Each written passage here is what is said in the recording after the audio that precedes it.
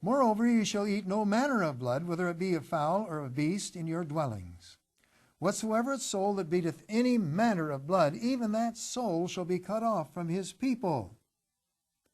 This is why the faithful Jew will eat only kosherized meat. Well, I'm going to stop here. I think I've given you a lot to think about, but I want you to see how all of these things are blended into the law of God, both by the apostles, by Ellen White, and a call from the Elijah message to be concerned about some of these things.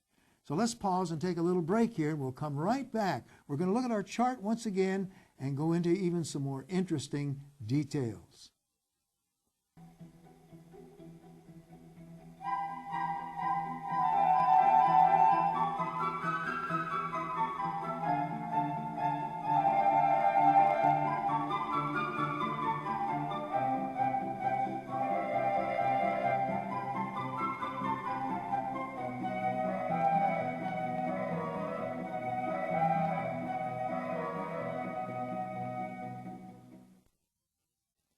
Welcome back to another part, or part two, I should say, of a documentary on the Elijah message, as it is in Malachi chapter 4 and in the writings of Ellen White.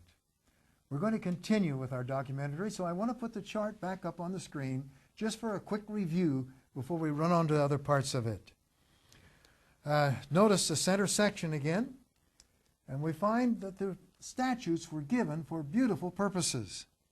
They're to govern daily life, help us in the way that we treat one another.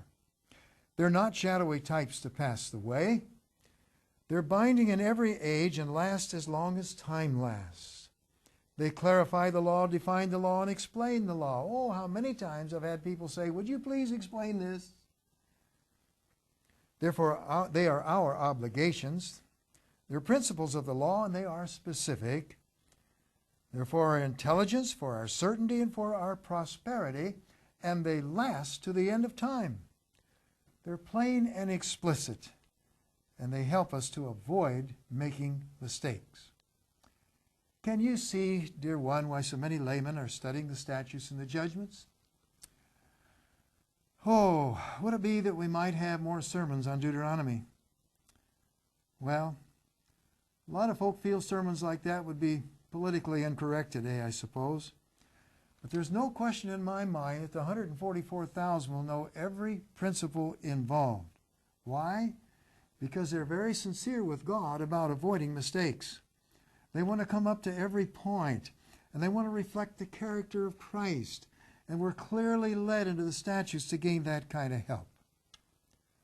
Now I want to show you something that may shock you, but I think it will bring the truth to your mind. I want to show you the chart again, only this time the right-hand line is getting out of the way. You see, many have believed that the right line is non-existent, that the statutes and ceremonial laws are all one, and therefore both are eliminated at the cross. You probably know that most Protestant and Catholic churches teach that the statutes are all nailed to the cross and therefore irrelevant in the sanctification or purification process. But the apostles and Ellen White look at it like this. They see the chart with the left line removed and the right line replaced. Today there's a remnant that agrees that the left line is the line that should be removed. And believe it or not, they're studying in private groups.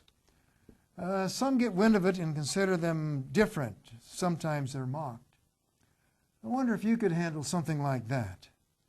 Would you jump out on a limb if you were sure God was on the end of it, even if no one else could see him there? You know, really, at this time, there are only three options. You can be like the proverbial ostrich and with his head, in the sand saying, I just can't see it. Or you can check this idea, concept of the statutes out with your local pastor. But to be honest, like myself for many years, most of them all believed all this, or most of it was nailed to the cross. Wouldn't be an advantage.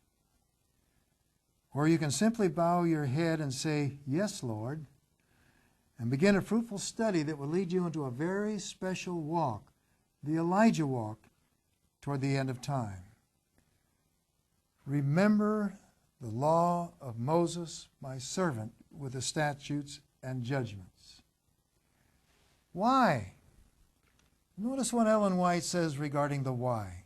Quote, that God who reads the hearts of everyone will bring to light hidden things of darkness where they often least suspected, that stumbling blocks which have hindered the progress of truth may be removed. Now notice, and God have a clean and holy people to declare his statutes and judgments.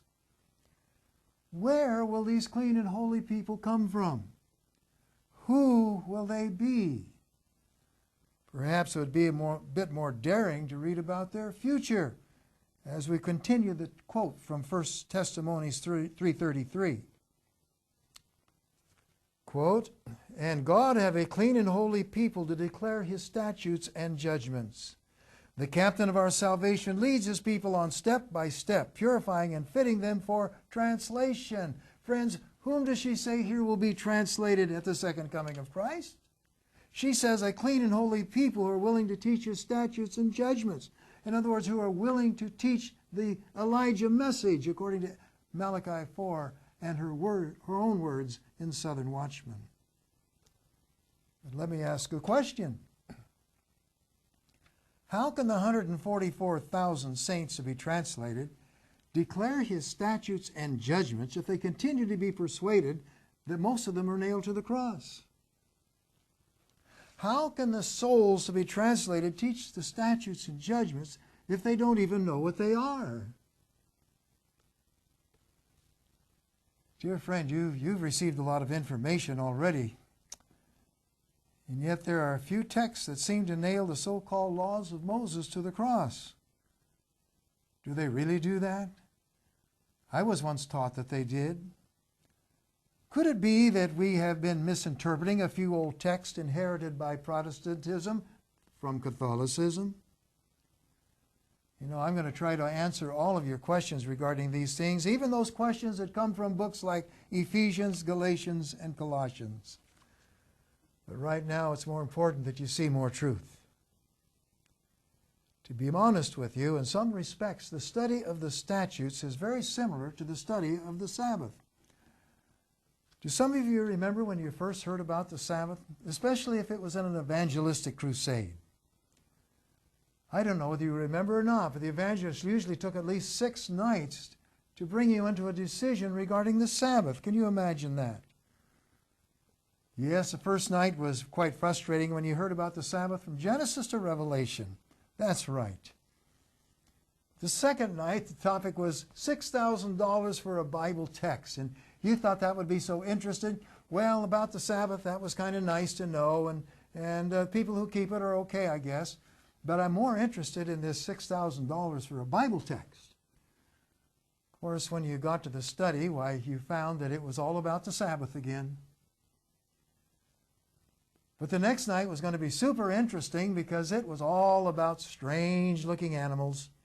And on the screen in front of you, there were animals of lions and bears and leopards with 4 heads and dragons with crowns and all kinds of weird things like that. Woman with eagle's wings. My, what else would come up on the screen? And you just had to come back to see what that was about. And sure enough, found out it was about the change of the Sabbath.